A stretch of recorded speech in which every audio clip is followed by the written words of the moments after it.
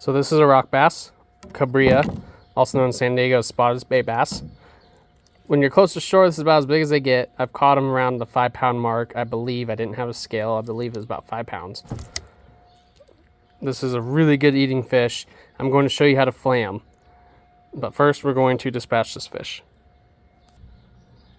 Okay, this fish has been dispatched. So now what we're going to do, I like to start on this side, just a preference thing. Start on the east side you want. I usually like to scrape some of the slime off of them. You're then going to take your pectoral fin. I lay it sideways like this. We're going to take our knife. Don't mind the water truck in the background. That's how we get water in Rockypoint. And you're going to go down until you hit this spine. When you have a really sharp knife such as this one, sometimes you can cut through that spine. And that's just nerves. So be mindful when you hit that spine. You can see I got a nerve reaction out of it. So then what you're going to do, and what I like to do, especially on these smaller fish, is be real careful and kind of carve my way along here. You can just go flat and across, but you tend to waste a lot of meat that way. I'll show you that on the other side. We're then going to go along the backbone, nice and easy.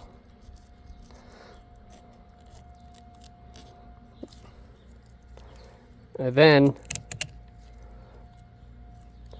like to flay down a little bit. Don't want to cross that fin. There we go. What we're basically doing is making like guide cuts. Then you can see here, I'm going down along the spine. You can see the spine here, right there. This is one way to do it. I'll show you the other. And if you're doing it correctly, you can actually flay off the rib cage like that and leave the rib cage behind, and you get this top meat here. This is a little bit longer. You have to be a little bit more skilled with your knife. I don't flay a ton of fish. I usually have it done, because when you go and catch them on the boat and you catch a lot of fish, it's kind of hard to do all that. But we do it.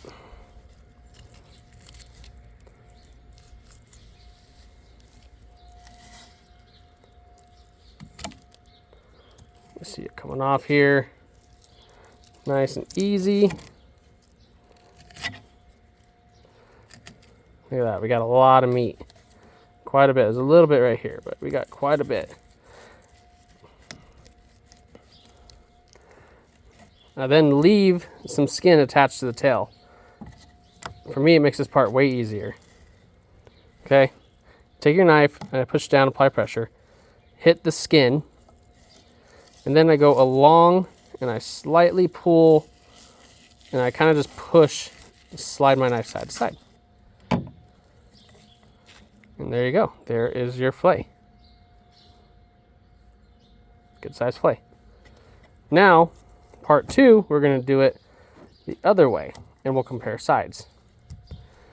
You take this knife. This is how I do it because I'm right-handed.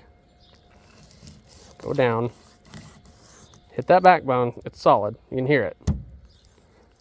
You can then turn your knife and follow along it, the spine. You want to use towards the bottom of your blade for this. Just kind of work it along the spine. That one is actually pretty good. However, you can see in this one, I got the rib cage with the fillet. The rib cage stayed on the fish on the other side, skin around it. But I actually did pretty decent on this one. There's a little bit of meat here between the spine that I missed. That's pretty common. Now you're going to cut in.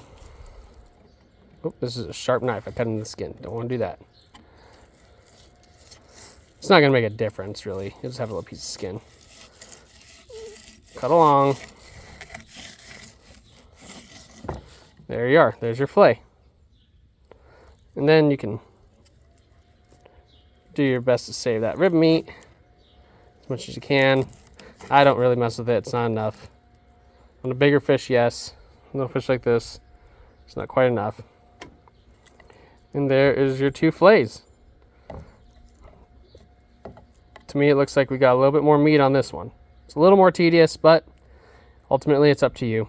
I can still feel a few little bones in here from the rib cage, but ultimately those will come out real easy. And that's how you fillet your rock bass. Like and subscribe.